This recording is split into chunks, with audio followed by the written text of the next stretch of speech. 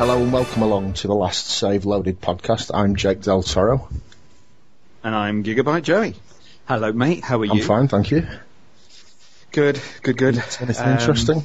No, not really. I'm just having a long weekend at home. The weather, maybe I should start by saying that I'm over down here in Spain, in the north of Spain, and the weather here has been quite bad. So I imagine, from what I've seen on the internet, it's not bright and sunny where you are either, is it? No, not really. Well, it's quite bright. Everywhere's just pure white at the moment. We're absolutely covered in snow.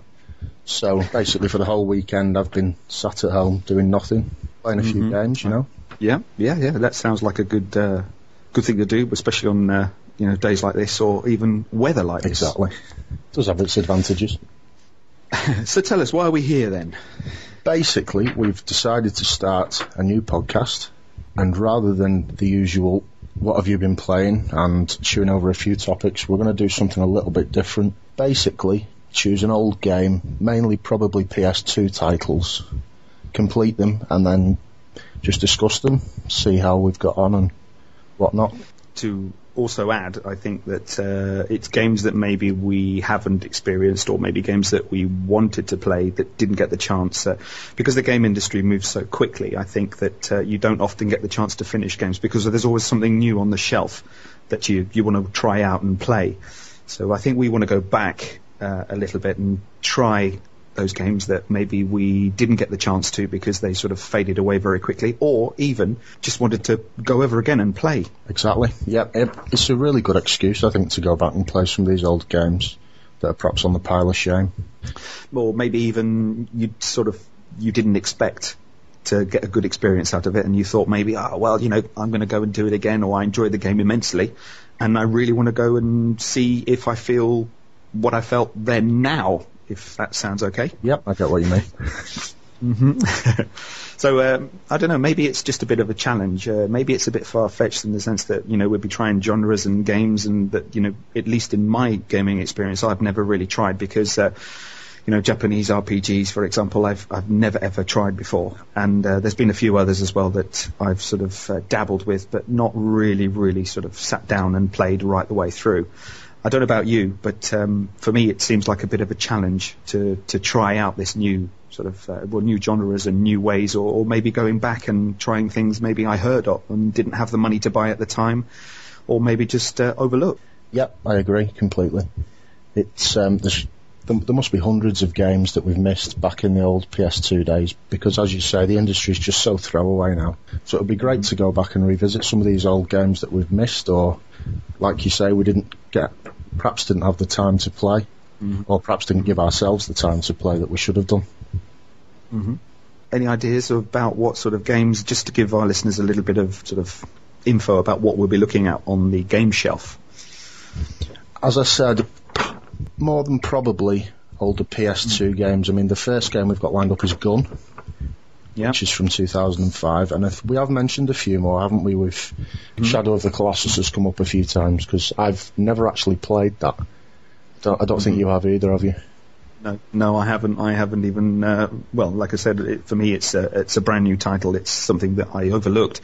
Maybe, I don't know. At the time, I wasn't really that interested, and just didn't feel that sort of it was a game that I wanted to try out. But I'm more than willing to give it a go now. Actually, now that I've read about it, I've heard about it, I've heard various other podcasts talking about it, and, you don't know till you try, really. Exactly. I'm the same. I've actually got a copy here. I bought it a few months ago with a view to replaying it, and now I've got a perfect excuse, which is brilliant. That's great. That's good. What's the plan, the setup? How are we gonna do this? We're gonna get the game, each play it, each one of us have a go on it, and what's the setup? A bit of info. I think what we'll do is we'll obviously decide what game we're going to play, and I think what we'll do is we can play it for maybe half an hour, just to get a little bit of an idea, and then we can perhaps do an introductory show for each game, perhaps a shorter show, just to outline the game we're playing, what we're expecting from it, what we perhaps know about it already, or if we have had experience in the past, what we can remember. Do you think that maybe perhaps we should give maybe an idea of, like you say, as what we expect, but then what we've actually learned from the experience after as well. Maybe for a bit of comparison, I would say. Maybe just to see what we've seen, what we've played, or what we've liked and what we haven't liked about it. And maybe it wasn't as good as it was first time round, or it's not what we like playing, basically. Yeah, definitely. I think that's a good idea. But before all that, let me ask you, where did your gaming hobby, let's call it that, start? Way back in the mid-80s. And it was, my first gaming experience was on a Spectrum. I think it was a 48k Spectrum that my dad had bought. Mm-hmm. And he was quite proud of it at the time. And I used to play games like Manic Miner, Jet Set Willy, and a few of the Dizzy games. And then we progressed through to the Amiga. My dad got an Amiga and we played. I remember playing the official Batman movie tie-in game on that, actually. Which, looking back, is probably really shit now, but at the time it seemed brilliant. Again, with the old square, is that the one with the square Batman in it? Is that the one? No, it wasn't that one. It was. It started off, I recall, as a side-scrolling platformer, and there was a few different game types in there. I remember there was a driving section. Yeah. You see, this is what I mean. Maybe this also applies to what we were talking about a moment ago about going back and reliving those moments in games that maybe perhaps are a bit hazy now, and giving the chance to sort of see what we were feeling then, and it illustrates basically what I've said a moment ago. Yeah, the memory of it might actually be better than it is today. I'd imagine it will be in a few cases. Sorry, mate, go on. No, I was going to say, when did you get onto the old PS2 or, even PS1? I actually started with a Sega Saturn. I got a Saturn for a Christmas. I think it was the Christmas it was released, or the first Christmas after it was released, and I had that for a while, and then somebody offered me a broken PlayStation as a straight swap, and at the time it seemed like a brilliant idea. So I got this broken PlayStation, which it'd play the games if it was upside down, basically. If you gave it a kick or tapped it or yeah, a quick little tap and it started working. And I played, the first game I played on that was Resident Evil, and then obviously I played the big games, Metal Gear Solid and Driver, and the old Grand Theft Auto games on there. And then after that, got my PS2, which was fantastic. There's some brilliant games on the PS2. Which is why I'm quite excited about doing this, because, as we said, there's so many that we'll have missed. For sure, yeah. And, PlayStation right the way through, really, till, obviously, the PS3 now. Right. And how about yourself? What's your gaming history? Where did you come into it, and how did you get to where you are now? Mine is very gap-filled. I started long ago. I must say that I'm close to my 40s now, but I started gaming way back on the Commodore 64. It was actually my dad's computer, and he let me play games on it for just the entertainment, and I think it was just a good opportunity to try and sort of experience something different, and rather than reading comics, it was more alive. I was able to sort of go into the game and imagine, as we all do, I think, when you sort of play games for the first time, or play a game and you sort of make up your own story in your mind. And then, things like girls and alcohol and university and stuff like that put a massive dent in my gaming time. I left before I actually started, the girls and the university and all that stuff. I did buy a Mega Drive, and I played games on the Mega Drive. I had quite a few. Basically, instead of buying comics, I decided to go off and buy games and start really trying to finish them and get through them.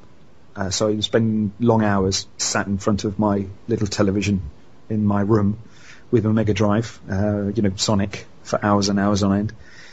And then the following Christmas, a PS1 appeared on the horizon, and I didn't have enough money to go and buy it, so I decided to go and work with my dad. My dad had various restaurants in London, and he gave me a job in the kitchen, washing dishes. which wasn't none too pleasing. But well, it was money in my pocket, and at the end of the month, I think when I managed to save up enough money, I ran straight down to, I think it was Curry's or something like that, and was really, really happy to go and buy a PS1. And I started gaming on that, much like you. Lots of games like Destruction Derby, which bring sort of fun memories, until the PS2 came out. And when it did, again, I was working by then, and I knew it was on the horizon, so I decided to sort of put a little money in my piggy bank and save up for it. And immensely enjoyed playing on the PS2. This is the other reason that I think I really, really want to do this as well, and go back and relive some of those moments and try and get myself hyped up about all those games that I've enjoyed so much in the past.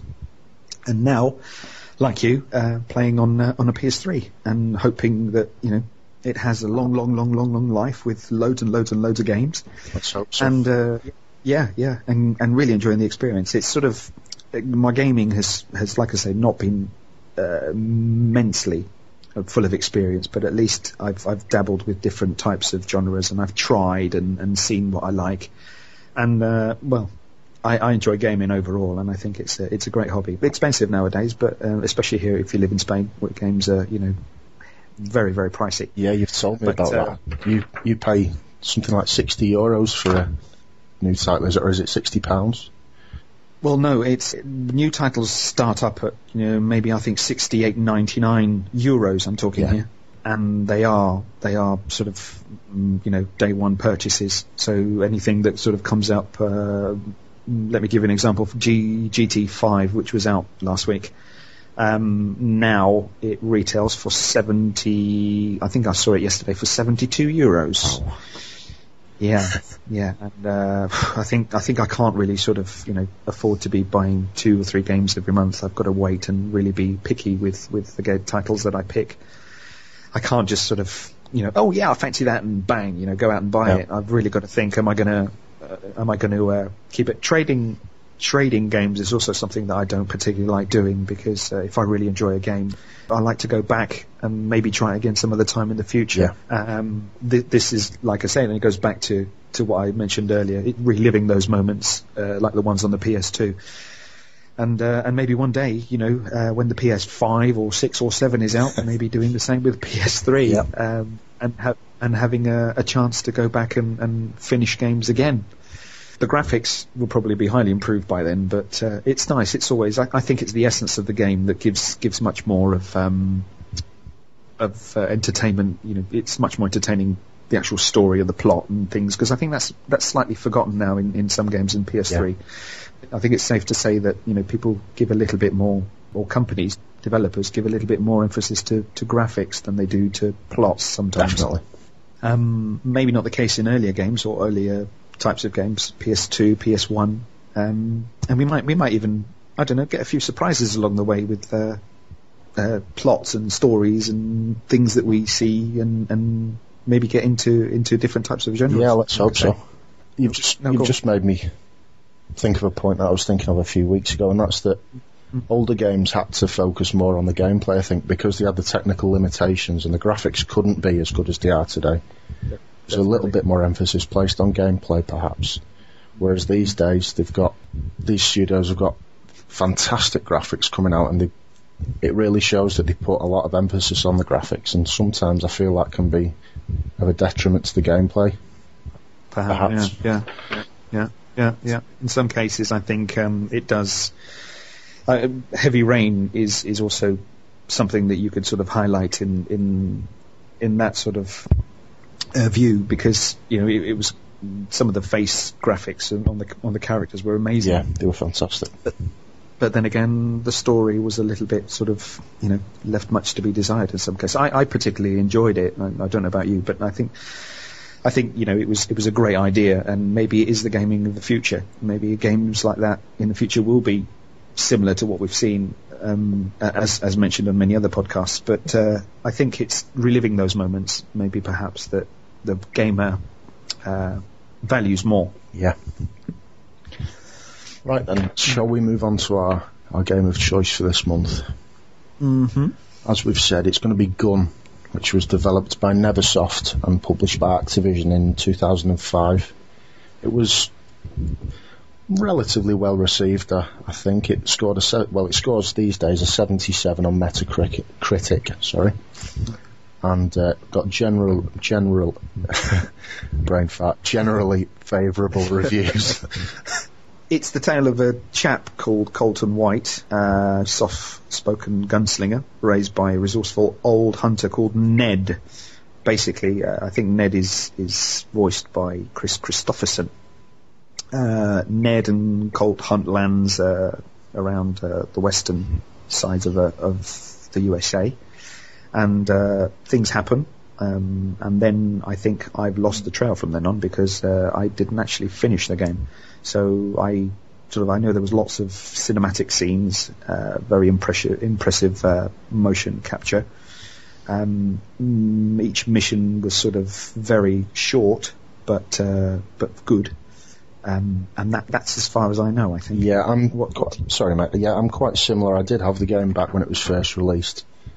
I think I probably got a couple of hours into it. I remember getting as far as a mission where you had to, I think you had to shoot your way across a bridge. There was a few Native Americans blocking your way in. I got that far, and then another game came out. I think it might have been Canis Canem Edit on the PS2, which is Bully now, isn't it? I think that sort of attracted me a little bit more than Gun did. So I ended up finishing that, and Gun just got left by the wayside. Yeah, as often happens.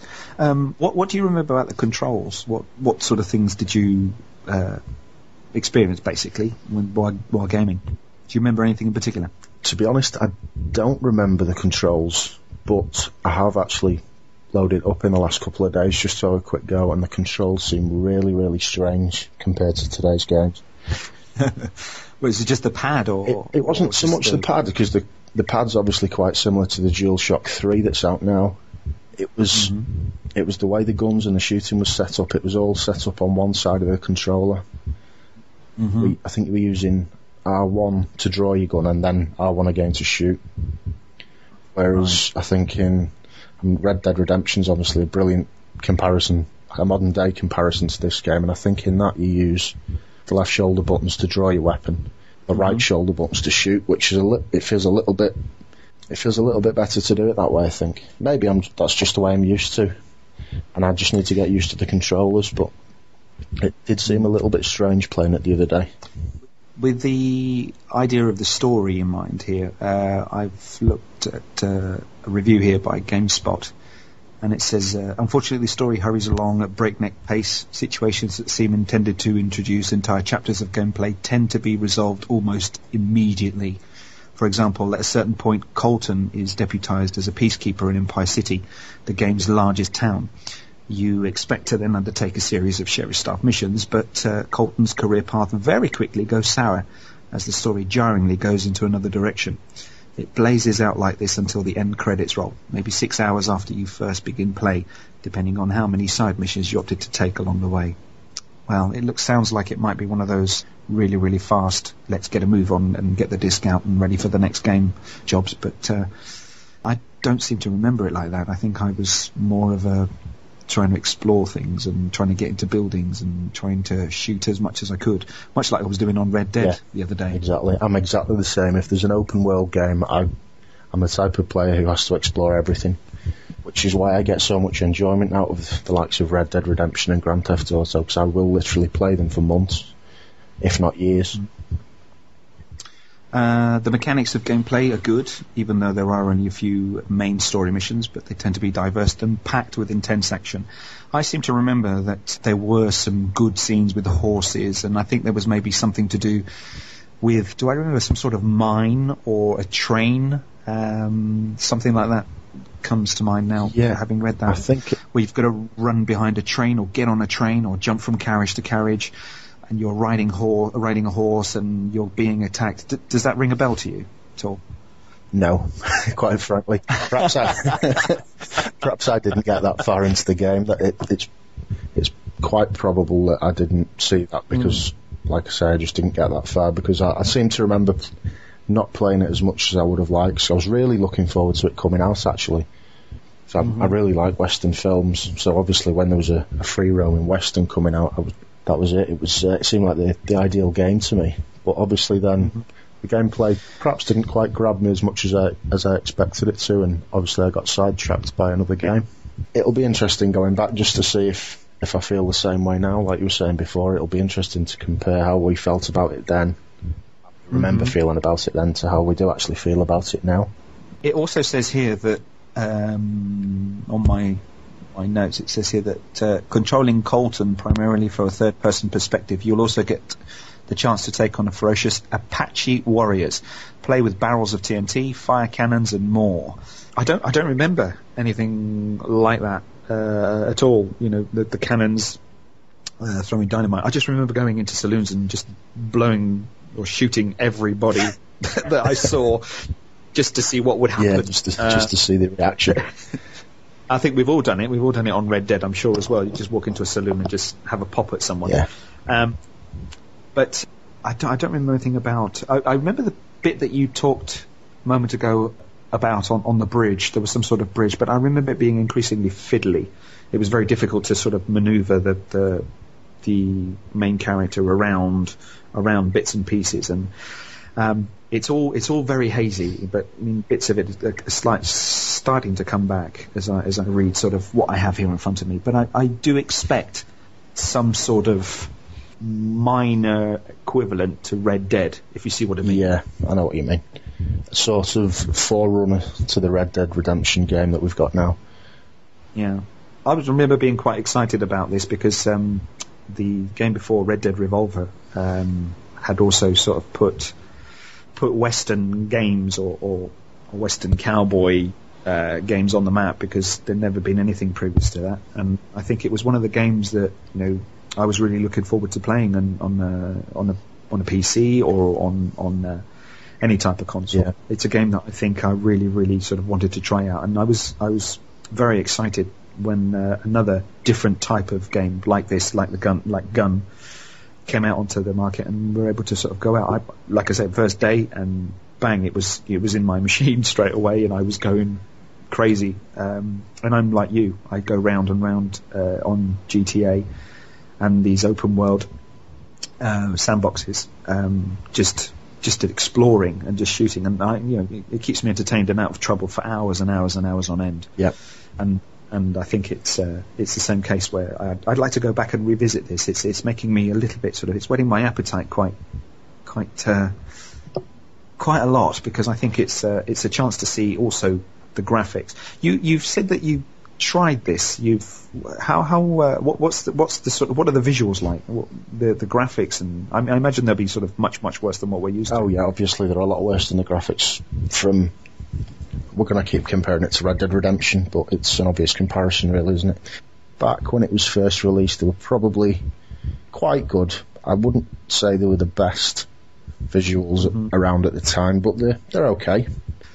Do you get to own a horse? Do you remember? Did you have a look and see if it was like, like you say, we're comparing it to Red Dead, and maybe the game has sort of moved on, but I'm just thinking, do you get the same sort of, this is my horse? Or is it something that maybe perhaps you sort of, they're disposable NPCs, like you shoot horses like you do? Because you become quite attached, maybe I'm wrong, or maybe it's just me, you can become quite attached to your horse in Red Dead, do you know? I did, yeah, I felt exactly the same way. I remember the first time the horse that I was given, I think it was by Bonnie McFarland, you do a mission where you break a horse and then she gives it to you. Yeah. And yeah, I got the sense that it was my horse. I rode it everywhere, and I think there's a trophy for using it in 20 consecutive missions that I really wanted, so I got quite attached to it, and then I accidentally shot it in the back of the head. Oh, no. I was devastated. Did you skin it after and make the most of it? I mean, waste not, what not, as they say. I didn't actually. I loaded up to a previous save so I could still have it, but I was quite gutted about that. But I think I've not actually got far enough into the game to actually see about horses. All I did was a first mission where you go with Ned to shoot some birds, and I think a deer or an elk, something like that. But I didn't actually get as far as doing any horse riding. But I seem to remember that you did have your own horse. Well, I mean, this is where the re-exploration and the reloading of all this comes into play, doesn't it? If I were to say, Jake, that you have the opportunity now to try the game again, what are you expecting this time? I mean, I know you've sort of, tried it briefly and just had but really play the game. You know what I mean? It's like really sort of go and play it like as if it's the first time you've ever experienced this experience in Gun. Yeah. What are you expecting to go back? I mean, casting your mind back to when you originally played and maybe using that as a contrast. My expectations are actually quite high about it. I'm quite excited about playing it through again and actually seeing it through to the conclusion. Obviously, I'm expecting. Well, I know the visuals aren't quite as good, and I don't think the voice acting's going to be quite as good either. Although you did mention that Chris Christopherson, did he do the voice for Ned? Did you say? Yeah. It was. It's here. I just read it on the.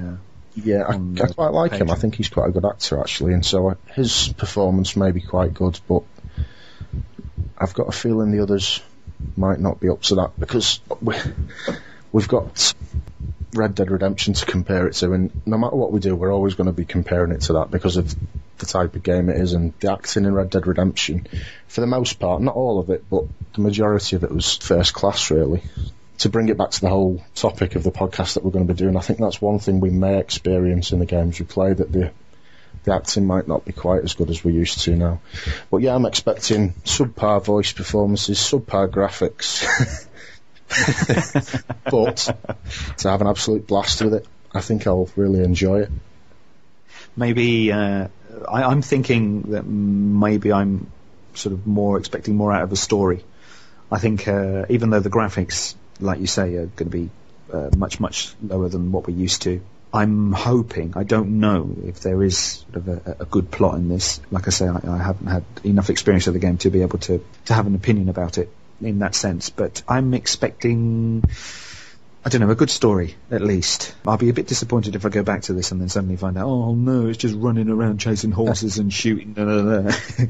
I want a little bit. I enjoyed the Red Dead story. I think it's a great plot, and I'm sort of, maybe my expectations are too high, but I'd really, really like to be impressed by a plot. Like we said before, I think it's, games have progressed so quickly graphic-wise, and yet plots seem to suffer. I'm hoping this is pre that stage, and we do get a chance to enjoy it thoroughly. Yeah, perhaps where they've paid a bit more attention to story, and it may surprise us. Yeah, I'll agree with that. I'm hoping, perhaps not expecting, but I'm hoping for a good story. Mm-hmm.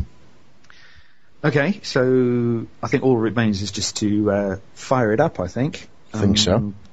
Come back and try and see what happens. Well, you've got a trailer of the game, I think, haven't you? You've got a trailer to play? I do, just to give us a little bit of it. I'll play that right now.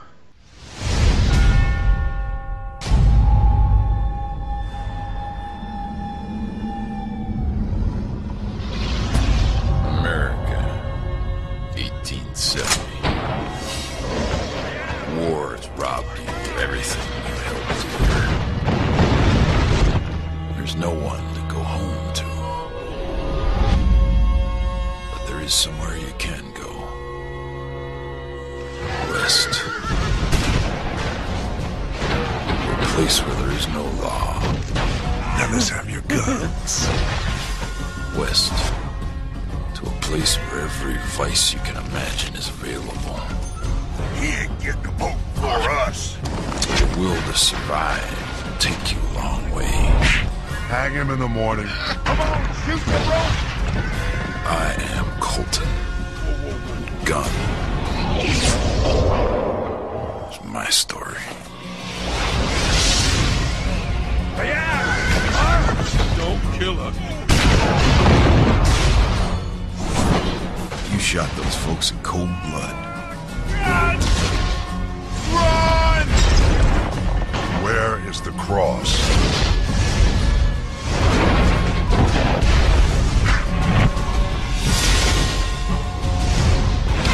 Take him to there!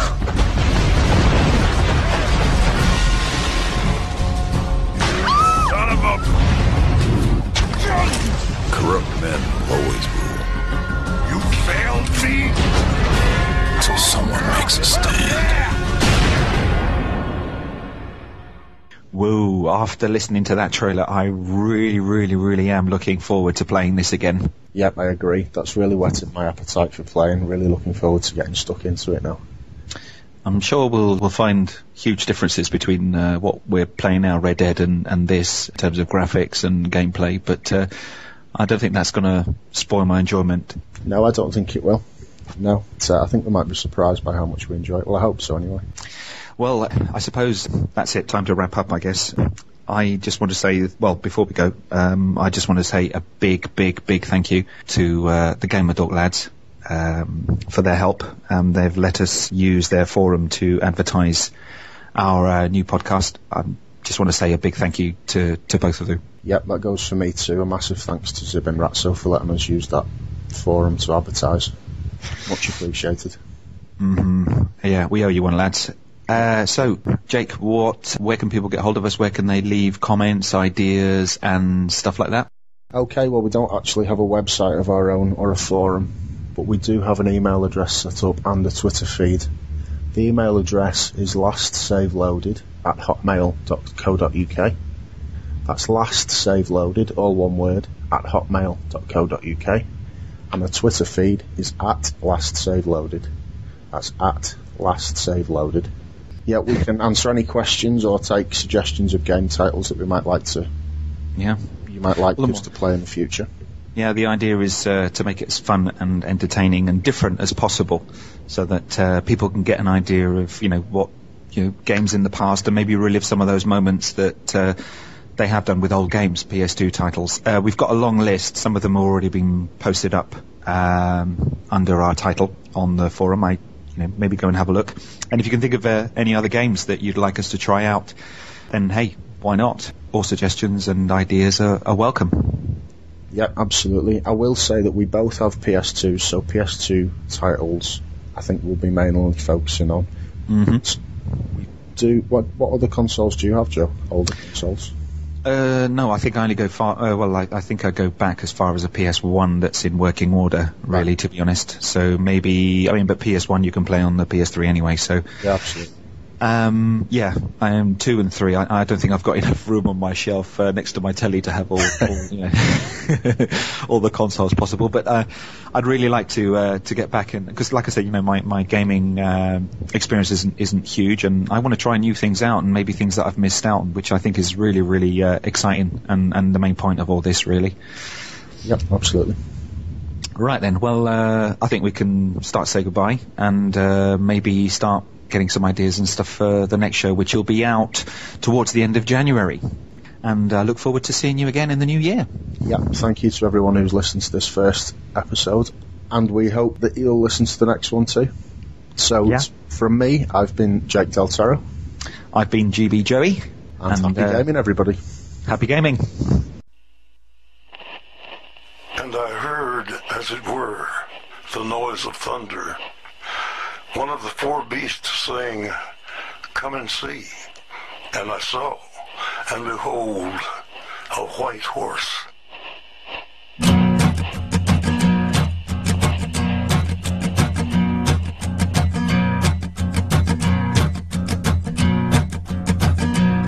There's a man going round taking names, and he decides who to free and who to blame. Everybody won't be treated all the same.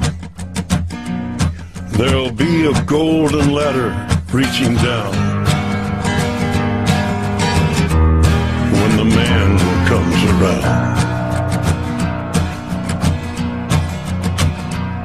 The hairs on your arm will stand up at the terror in each sip and in each sup.